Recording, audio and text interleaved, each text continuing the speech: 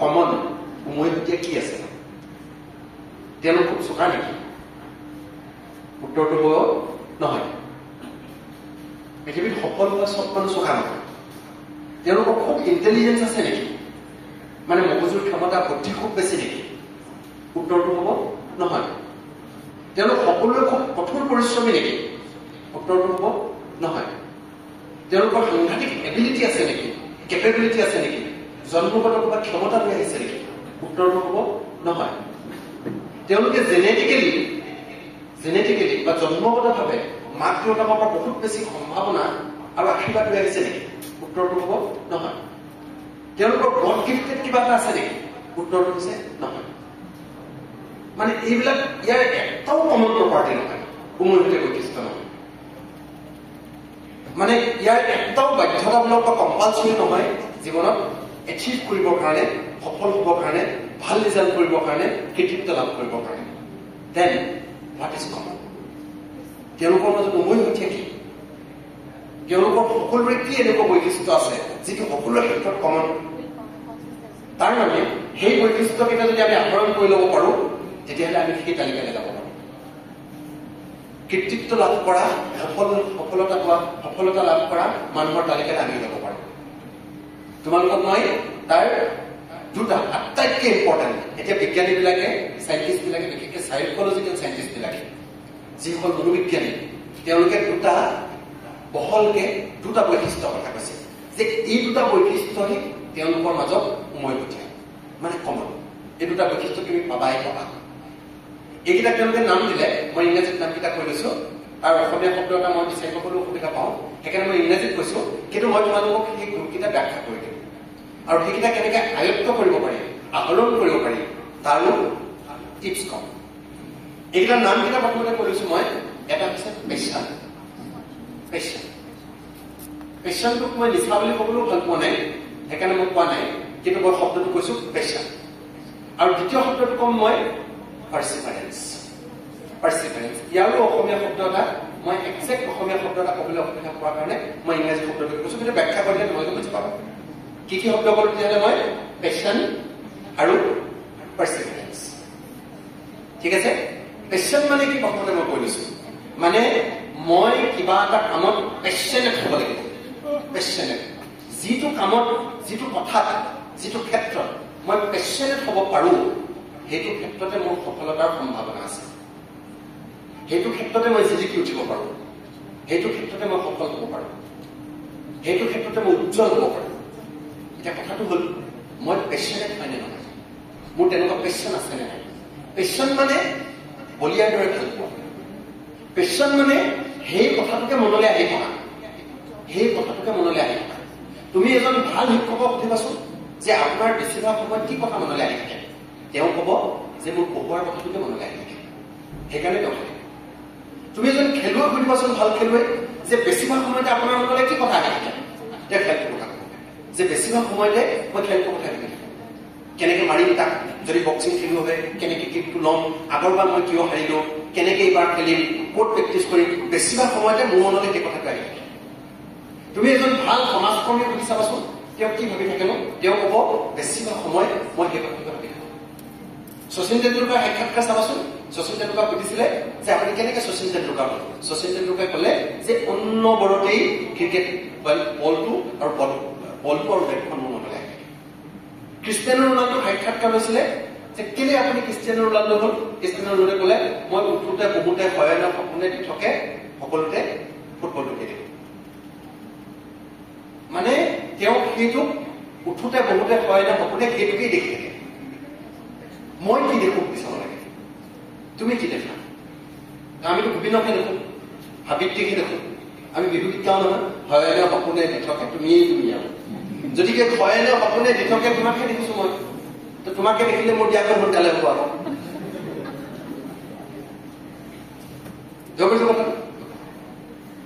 এতিয়া এই যে পেশ্যনটো মই আৰু অলপ স্পষ্ট কৰি দিম, আৰু অলপ ক্লিয়াৰ কৰি দিম। প্ৰথম কথাটো হ'ব, পেশ্যন হ'বলৈ হ'লে মানে তাক আমি কেতিয়া আমি কোনোবা কথা, তোমাৰ আজিৰ দিনটো কিবা এটা কথা মনলৈ আহি থাকিব পাৰে।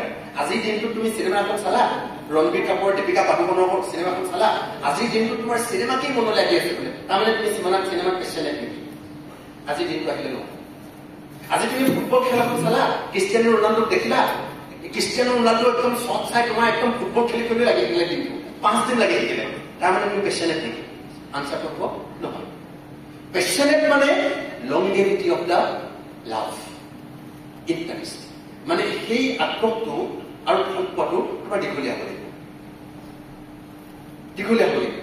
আমাৰ কি হয় মোৰ প্ৰথম যদি কওঁ যেতিয়া হাইস্কুলত পঢ়িছিলো এনেকুৱা লাগিছিলে ডাক্তৰ হ'ম নহ'ল হাই ছেকেণ্ডেৰী যেতিয়া পঢ়িলো তেতিয়া লাগিছিলে এক্টৰ হ'ম এনেকুৱা হ'ম নহ'ল কেইদিনমান ছাষ্টেইন কৰিলে কেইদিনমান এক্টৰ হ'ম লাগি থাকিলে তাৰপিছত বেলেগ লাগিলে আকৌ মনটো তাৰপিছত আকৌ বেলেগ হৈ গ'ল তাৰপিছত প্ৰফেচাৰ হ'ল তাৰপিছত আকৌ ডাক্তৰ হ'ব নোৱাৰিলো ইঞ্জিনিয়াৰ হ'ব নোৱাৰিলো এক্টৰ হ'ব নোৱাৰিলো ডিগ্ৰী পঢ়োতে আকৌ বেলেগ ভাবিলো তাৰপিছত ডিগ্ৰীও পঢ়ি নোৱাৰিলো বোলে মাষ্টাৰ ডিগ্ৰী পঢ়াৰ পিছত আৰু একদম মই জমনি কৰি কওঁ হে দোস্ত বুলি কৈ আৰু ব্লগ বনাব লাগিব তাৰমানে মই কৈছো ইণ্টাৰেষ্ট বা আগ্ৰহ বা প্ৰেম কিমান চিফ্ট হৈছে চাওঁচোন আমি যেনেকে বয়ফ্ৰেণ্ড গাৰ্লফ্ৰেণ্ড পলাই থাকো তেনেকে ইণ্টাৰেষ্টটো চিফ্ট কৰি আছে Shifting of interest means there is no longevity. মানে longevity নাই দীৰ্ঘস্থায়িত্ব নাই এতিয়া মই যদি তোমালোকক সুধো তোমালোকে যদি সব এনেকুৱা কোনো ক্ষেত্ৰত সফল বা প্ৰতিষ্ঠা লাভ কৰা মানুহবিলাক চোৱা তেওঁলোকৰ তালিকাখন উলিয়াই লোৱা তেতিয়াহ'লে তোমালোকে এটা কথাই দেখিবা তেওঁলোকে দীঘলীয়া সময়ৰ কাৰণে কোনোবা এটা ক্ষেত্ৰত নিজক নিমগ্ন কৰি ৰাখিছে দীঘলীয়া আজি মই ৰাস্তাত আহোঁতে সোণু নিগমৰ ভিডিঅ' এটা চাই আহিছো সোণু নিগমক সুধি আছে কপিল শৰ্মাৰ চব চাই আহিছে কিবা এনে ৰাস্তাত আহোঁতে কি চাওঁ বুলি কথা ওলালে কপিল শৰ্মা কৈছে সোণু নিগমে কৈছে যে মই 42 বছৰ গান গাই আছো বোলে কেতিয়াৰ পৰা গাইছে আপুনি ক'লে মই 4 বছৰৰ পৰা গাই আছো 4 বছৰৰ পৰা 42 বছৰৰ গানেই গাই আছো আৰু আপুনি একো কৰা নাই তেতিয়া মই একো নকৰোঁ বোলে মই একো চিনি নাপাওঁ অকল গানেই চিনি পাওঁ গানেই গাই আছো 42 বছৰৰ গানেই গাই আছো মানে লাভটোৰ লংগেভিটিটো চাব লাগে দীৰ্ঘস্থায়িত্বটো চাব লাগে যদি ভূপেন হাজৰিকাৰ কথা কওঁ ভূপেন হাজৰিকাই 2 বছৰ 3 বছৰ বয়সতে গান গাবলৈ আৰম্ভ কৰিলে আৰু মাৰলৈকে গানৰেই প্ৰেম কৰিছিলে যদি এনেকুৱা হ'লহেঁতেন ভূপেন হাজৰিকা বোলে হাইস্কুলত পঢ়োঁতে মাক বাপেকে মূৰত সোমোৱাই দিলে ডক্টৰ হ'ব লাগে বুলি আৰু ক'লে এতিয়া গান চান নহ'ব দেই আমাক কোৱা নিচিনা মেট্ৰিক পৰীক্ষা আহি আছে এতিয়া গান চান নহ'ব আৰু তই ডাক্তৰ হ'ব লাগিব এই বুলি ভূপেন হাজৰিকা একদম ডাক্তৰ হ'বলৈ জোৰ দিলে আৰু ভূপেন হাজৰিকা বুলি ডাক্তৰ প্ৰেমত কৰিলে যদি আমাৰ নিচিনা হ'লহেঁতেন ভূপেন হাজৰিকা বোলে হাই ছেকেণ্ডেৰীত ক'লে ডাক্তৰ নোহোৱাৰ পিছত এইবাৰ তই ইঞ্জিনিয়াৰ হ'ব বোলে এইবাৰ ভূপেন হাজৰিকা যদি ইঞ্জিনিয়াৰ হ'বলৈ মন কৰিলেহেঁতেন মাক বাপেকে ক'লে এতিয়া আৰু কম্পিটিশ্যন নহ'ব গান চান নহ'ব বাদ দে তোৰ হাই ছেকেণ্ডেৰী পৰীক্ষা আছে তই ইঞ্জিনিয়াৰ হ'ব লাগিব এইবুলি যদি ভূপেন হাজৰিকাই ধৰিলেহেঁতেন হাই ছেকেণ্ডেৰী পাছ কৰাৰ পাছত যদি ভূপেন হাজৰিকাই ক্ৰিষ্টিয়ানো ৰনাল্ডো ফুটবল চাই বেলেগ ফুটবল চাই ভূপেন হাজৰিকাই যদি মনে মনে সুধিলেহেঁতেন মই ফুটবলাৰ হৈ যাওঁ বুলি কিন্তু ভাগ্য ভাল মানুহটোৰ ইণ্টাৰেষ্টটো সলনি নহ'ল হৈছে কথাটো মানুহটোৰ ইণ্টাৰেষ্টটো সলনি নহ'ল আৰু মানুহটোৱে দীঘলীয়া সময়ৰ কাৰণে এটা বিষয়তে প্ৰেম কৰিছিল তো পেচেণ্ট মানে কি ক'লো মই তেতিয়াহ'লে লংগেভিটি অফ ইণ্টাৰেষ্ট দীঘলীয়া সময়ৰ কাৰণে কিবা এটা প্ৰেমত পৰি থকা কিবা এটা ভাল পাই থকা এতিয়া আমি দীঘলীয়া সময় জীৱনে মৰণে তোমাকেই ভাল পাম বুলি ভাবি থাকিলে নহ'ব ভাল পোৱা তেওঁকো ভাল পোৱা গোবিন্দকো ভাল পোৱা জীৱনে মৰণে কিন্তু তুমি যদি ভাবিছা ছিংগাৰ হ'ম তেতিয়াহ'লে তাকো কোৱা জীৱনে মৰণে মই কেনেকৈ ভাল পাম তুমি যদি ভাবিছা IAS হ'ম বুলি কোৱা জীৱনে মৰণে মই এইটোকেই সাধনা কৰিছো তুমি যদি ভাবিছা স্পৰ্টছ ষ্টাৰ হ'ম বুলি জীৱনে মৰণে আমি যেনেকৈ তাক কওঁ সদায় মোবাইলত মেছেজ এটা মনত পেলাই থাকোঁ ঠিক তেনেকৈ এই কথাটো মনত পেলাই থাকিব এতিয়া মই সেই কথা পেলাই আহিছোঁ তো প্ৰথমটো ক'লো মই লংগেভিটি অফ ইণ্টাৰেষ্ট আগ্ৰহটো মোৰ স্থায়ী দীঘলীয়া হয় তুমি যদি 15 বছৰ দিন ধৰি সঁচা সঁচিকে গান গাব পাৰা তুমি অলৰেডি ছুপাৰষ্টাৰ তুমি যদি 15 বছৰ সঁচা সঁচিকে মনোযোগ দি একদম প্ৰেমেৰে ইকনমিক্স পঢ়া নহয় তোমাক ইকনমিক্সত ভেটিব নোৱাৰিব তুমি যদি সঁচা সঁচিকে 20 বছৰ এডুকেশ্যন পঢ়িম বুলি কেনেকৈ ভাবা 20 বছৰ এডুকেশ্যনে প্ৰেমত পাৰা মই কৈ দিওঁ তোমাক 20 বছৰ পিছত তুমি এডুকেশ্যন আটকে ডাঙৰ এক্সপাৰ্ট হ'বা তোমাক হয় বুলি কৈছে ঠিক আছে নেক্সট পেচেণ্ট মানে কি প্ৰথমটো ক'লো মই লংগেভিটি অফ ইণ্টাৰেষ্ট নেক্সটটো ক'লো মই ইণ্টেনচিটি অফ ইণ্টাৰেষ্ট মানে লাভ ইণ্টেনচিটি অফ লাভ তোমাৰ প্ৰেমটো কিমান গভীৰ আমিতো গোবিনক কৈ থাকো তোমাক মই বহুত ভাল পাওঁ জীৱনতকৈ বেছি ভাল পাওঁ কিমান বেছি ভাল পাওঁ প্ৰমাণ দিবলৈ একদম গোবিনক চান্স দিছে একো নাই মই অকল গোবিনৰ কথাই কৈ আছো এতিয়া ছোৱালীজনীৰ কথা কৈ হিমাদ্ৰী কৰিছো হিমাদ্ৰীকটো মই বাৰে বাৰে কৈ থাকো তোমাক মই বহুত বেছি ভাল পাওঁ আৰু দিনটোত কেইবাৰ কোনো ঠিকনা নাই, আই লাভ ইউ ইমান, আই লাভ ইউ কিমান কৈ থাকিব। আচ্ছা, এতিয়া ঘটনাটো হৈছে একেটা কথা, মোৰ যিটো এইটো লাভ, মোৰ যিটো কেৰিয়াৰ লাভ, মোৰ যিটো লাইফ লাভ, জিন্দগী লাভ, সেইটো কৈছো নে নাই? সেইটো কৈছো নে নাই? মই যদি ফুটবল খেলুৱৈ, তেতিয়াহ'লে মই একেটা কথা, মই ফুটবলটো যে ইমান ভাল পাওঁ, বাৰে বাৰে ৰিমাইণ্ড কৰিছো নে নাই? তাক মেছেজ দিছো নে নাই? সেই কথাটো মই কৈ আছো নে নাই? সিমানখিনি ইণ্টেনচিটি মোৰ আছে নে নাই?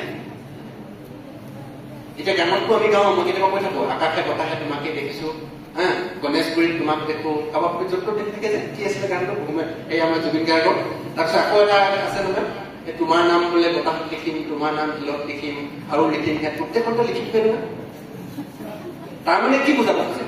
সেইখনত লিখি থোৱাই নহয় নহয়, আমাৰতো কথাটো লিখিম, এইচ প্লাছ তামুক, ডেস্কতো লিখো তামুক প্লাছ তামুক। বাথৰুমটো আপোনালোকৰ কলেজৰ বাথৰুম মই নাজানো আৰু, বাথৰুম বিলাকতো মই স্কুলবিলাকলৈ যাওঁ, কেতিয়াবা বাথৰুমত ধৰা বাথৰুমত নব লগা হয়, বাথৰুমত জেগাই খাই নাথাকে, তামুকি প্লাছ তামুকি, তামুকি প্লাছ তামুকি। আচ্ছা, লিখিব কিয় লাগে? ইমান লিখি ফুৰিব কিয় লাগে? লিখি ফুৰি সি বা তাক বুজাই দিব খোজে যে আই এম চিৰিয়াছ, মই চিৰিয়াছ পাওঁ, মই সঁচা সঁচিকে ভাল পাওঁ, এই কথাটো বুজাব খোজে। সদায় মোবাইলত মেছেজটো দিওঁ, বাৰে বাৰে প্ৰত্যেক দিনাই আমাৰ এজনে ৰোমান্টিক ৰিলেশ্যনশ্বিপৰ পদ্ধতি থাকে, বোলে প্ৰত্যেক দিনাই খবৰ ল'ব লাগে, প্ৰত্যেক দিনাই ফোন কৰিব লাগে। তাৰমানে প্ৰত্যেক দিনাই ফোন কৰিব লাগে, প্ৰত্যেক দিনাই খবৰ এটা ল'ব লাগে মানে কি? মানে এভৰিডে মনত পেলাব লাগে। আনকি ধৰ্মীয় অনুষ্ঠানবিলাকত, ধৰ্মবিলাকত ই খ্ৰীষ্টিয়ানে হওক বা ইছলামে হওক বা হেৰিয়ে হওক, আমাৰ হেৰিয়ৰ দিনটো এটা আছে কি ঈশ্বৰ প্ৰণিধানৰ। তাৰমানে তেওঁলোকে কৈছে যে প্ৰত্যেক দিনে তুমি ঈশ্বৰক এবাৰ মনত পেলাবা। মানে প্ৰত্যেক দিনে তুমি যে সঁচা সঁচাকে ঈশ্বৰক ভাল পোৱা, ভগৱানক ভাল পোৱা, ভগৱানক শ্ৰদ্ধা কৰা, প্ৰত্যেক দিনে এবাৰ মনত পেলাবই লাগিব। মহামেদানতো 3বাৰ মান আজান দি দিয়া হয়। আজান দি তেওঁলোকক মনত পেলাই দিয়া হয় যে this is the time to remember Allah. আল্লাহক মনত পেলাব লাগে। আজান দি সকলোকে ঘোষণা কৰি দিয়ে যে মনত পেলা, ছাবমিট কৰাৰ কাৰণে যাওঁ। এতিয়া ঘটনাটো হ'ল, আমি যদি জীৱনৰ কিবা এটা কেৰিয়াৰ সফলতা পাব খুজিছো, জীৱনৰ সঁচাকে প্ৰতিষ্ঠা লাভ কৰিব খুজিছো, সেই কথাটোৰ কাৰণেও তেনেকুৱা লাভ দিব লাগে। সেইটো এবাৰ মনত পেলাবই লাগে, এবাৰ সেইটো চৰ্চা কৰিবই লাগে, সেইটো সাধনা কৰিবই লাগে, সেইটো লিখি ল'বই লাগে। সেইটো কৈ ইণ্টেনচিটি। তুমি কিমান ৰেগুলাৰ, সদায় কিমান মনত পেলাইছা? তুমি বিচৰাটো মনত পেলা। তুমি যদি সঁচাকে প্ৰফেচাৰ হ'ব কৈছা, তুমি কিমান মনত পেলাইছা? আৰু মনত পেলালে দৰকাৰ লিখি লোৱা। মই আমাৰ মানুহবিলাকক গজনি টিপছ বুলি কওঁ, যে তেওঁলোকক কওঁ গজনি কি, যে বাকীবিলাক আমাৰ মনত থাকে, গোবিন্দৰ কথাটো আমি পাহৰি নাযাওঁ। কিন্তু মই যে IAS হ'ম বুলি ভাবিছিলো, মই যে ফুটবলাৰ হ'ম বুলি ভাবিছো, মই যে ছিংগাৰ হ'ম বুলি ভাবিছো, সেই কথাটো মই পাহৰি থাকো। সেইকাৰণে গজনি নিচিনাকে চবতে লিখি ল'বলৈ কওঁ, যাতে মনত পেলাই থাকে। মই সেইকাৰণে ল'ৰা ছোৱালীবিলাকক যেতিয়া কয় যে মই আমুক হ'ম বুলি ভাবিছো, মই তেতিয়া সুধো ক'ত লিখিলা চাওঁ। লিখি ল'লা নাই? কপালত লিখিলা নাই? আকাশত লিখিলা নাই? বতাহত লিখিলা নাই?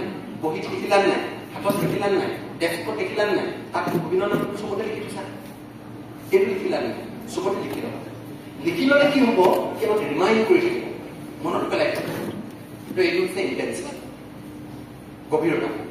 হ'ল পেশ্যন মানে দুটা কথা ক'লো, এটা হৈছে লংগেভিটি, দীৰ্ঘস্থায়িত্ব, আৰু দ্বিতীয়টো হ'ল গভীৰতা, প্ৰেমৰ গভীৰতা। এতিয়া প্ৰেমৰ স্থায়িত্ব আৰু গভীৰতা সেইকেইটা মই ৰোমান্টিক ৰিলেশ্যনশ্বিপৰ পৰা আনিছো।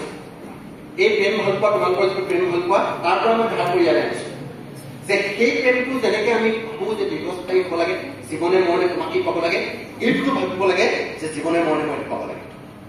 সেইটোক যেনেকে কওঁ আমি যে জীৱনটো সময়ত তোমাক ভাল পাওঁ, কোনোবা দুজনীটো মাকটো কৈ দিবলৈ গুচি যায়, এই মা দেউতা তুমি মোৰ শত্ৰু বোলে, আমাৰ আই বোপাই বাদ দিয়ে। তাৰমানে কিমান ইণ্টেন্স মানে। এতিয়া ফুটবল খেলিবলৈ যদি মই বিচাৰিছো, ফুটবল খেলিবলৈ সময়ত তেনেকে ক'ব পাৰিব লাগে যে মা দেউতাও মোৰ কাৰণে শত্ৰু মানে মই শত্ৰু বুলি ক'ব খোজা নাই, কিন্তু মোৰ যিটো পেশ্যন, সেই পেশ্যনত মই মা দেউতাকো খাতিৰ নকৰো, মই দুনিয়াকো খাতিৰ নকৰো। সেই পেশ্যনটো তোমাৰ আছে নাই? তুমি যে এডুকেশ্যন পঢ়িছা, তুমি যে পলিটিকেল চায়েন্স পঢ়িছা, তুমি যে প্ৰফেচাৰ হ'ম বুলি ভাবিছা, do you have that intensity? কাকো খাতিৰ নকৰো। এতিয়া নেক্সট কথাটো আছিলে, আমাৰ শব্দটো আছিলে পাৰ্চিভাৰেন্স। তাতো মই দুটা কথা কম। পাৰ্চিভাৰেন্স মানে প্ৰথম কথাটো কম মই যে তুমি কিমান টাফ মানে মই এটা মাত্ৰ বাক্য কৈ লওঁ। আমি ইংৰাজী তেনেকে মই অকণ বঢ়াই কৈছো বাক্যটো দেই, বাক্যটো মই বঢ়াই কৈছো। আমি এনেকে কওঁ, ছাকচেছ achievement is 1% talent. 1% প্ৰতিভা, 99% is ability not to give up when situation is tough. মানে যদি পৰিস্থিতিটো জটিল হয়, জটিল হলেও যুঁজি থকা এৰি নিদিয়াৰ যিটো ক্ষমতা, সেইটোৱে তোমাৰ চাকচেছ ডিপেণ্ড কৰিব। তুমি যেনিবা বহুত চোকা, মানি লৈছো বহুত চোকা, কাইলৈ টিচাৰে ক্লাছৰুমত গালি পাৰি দিলে, গালি পোৱাৰ কাৰণে 7 দিন ক্লাছলৈ নাহিলা, চোকা কিন্তু তুমি বহুত চোকা, ঘৰত কিবা ডাঙৰ সমস্যা এটা হ'ল বুলি তুমি পঢ়া শুনা বাদ দিলা। চ' তুমি বহুত চোকা, এবাৰ ফেইল কৰিলা, ফেইল কৰাৰ কাৰণে তুমি মৰিবলৈ নালাগে। চ' তুমি বহুত চোকা, বয়ফ্ৰেণ্ডে ব্ৰেকআপ দিলে, তুমি চুইচাইড কৰিবলৈ নালাগে। চ' চোকা হেজ ন' চেন্স। চোকাৰ টেলেণ্টৰ কোনো মিনিং নাই যদিহে তোমাৰ পাৰ্চিভাৰেন্স নাই, যদিহে তুমি গিভ আপ কৰি দিয়া। শুনিছা? তুমি ভাল চাকৰি এটা পালা, বছৰে গালি পাৰিলে বুলি চাকৰি একদম কান্দি কাটি গোটেইজনী আউলি পাব। তুমি বহুত চোকা হৈ বহুত টেলেণ্টেড হৈ একো লাভ নাই যদি তুমি গিভ আপ কৰা মানুহ হয়। টেলেণ্ট হেজ ন' চেন্স, টেলেণ্টৰ একো চেন্স নাই। আকৌ তুমি যদি গাধা, তুমি দেখিছা যে মই গাধা, মই সৰহকে নম্বৰ পাব পৰা নাই, তেতিয়াহ'লে তুমি যুঁজাৰু হৈ হ'ব লাগিব। যুঁজেৰে তুমি বাকীখিনি আয়ত্ব কৰি ল'ব লাগিব। মানে তুমি গিভ আপ কৰিব নোৱাৰা। তুমি চোকা হলেও তুমি গিভ আপ কৰিব নোৱাৰা, তুমি গাধা হলেও তুমি গিভ আপ কৰিব নোৱাৰা। মই কওঁ এটাই কোৱালিটি তুমি চব ছাকচেছফুল মানুহৰ ক্ষেত্ৰত দেখিবা, সেইটো হৈছে ability not to give up. তেওঁলোকে গিভ আপ নকৰে, এৰি নিদিয়ে। তেওঁলোকে কিমান যুঁজে তুমি চাবাচোন। বোলে Thomas Alva Edison, Thomas Alva Edison চোকা আছিলে নেকি? উত্তৰটো হৈছে নহয়, মস্ত গাধা আছে। কিন্তু টমাছ আলভা এডিছনৰ কি আছিলে?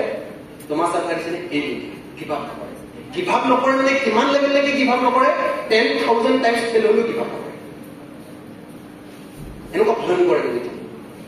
আমিতো 2বাৰ গিভ আপ কৰি দিম, 3বাৰ গিভ আপ কৰি দিম। তুমি স্পৰ্টছ ষ্টাৰবিলাক চাবাচোন, খেলুৱৈবিলাক চাবাচোন, তেওঁলোক কেনেকুৱা টাফ। কেঞ্চাৰ হৈ পৰি মৰিবলৈ ওলাব, আকৌ উঠি আহি টেষ্ট খেলিব। ভৰি ভাগি ঋষভখন কালি পৰহি ভৰি ভাগি পৰি আছে, আহি কেনেকুৱা কাম বেক কৰিছে।